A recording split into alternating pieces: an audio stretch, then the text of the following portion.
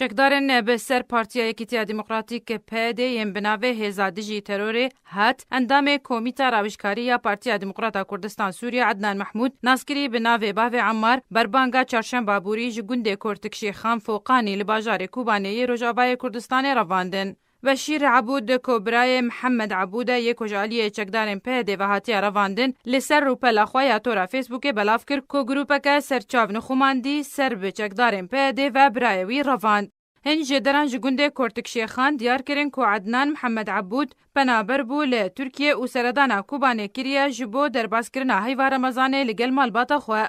باوه عمار جدایک بویه سال 1962 خیزانداره و باوه 8 زاروکایه جز سال 8 و تولی تفگر سیاسی کردی بویه و بشداری دمانگرتن و خوپیشاندانین سرهلدان 2004 ده دیجی رژیم اسد کریه. هروها یا سال 2005 ده جبو سربسبردانا گرتین سرهلدان 12 آداره و جعالی استخبارات اسمانی رژیم اسد جی هاتبو گرتن.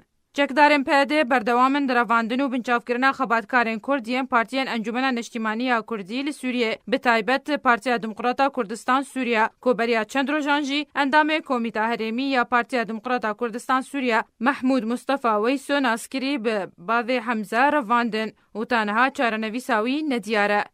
شیرین کیلو آرک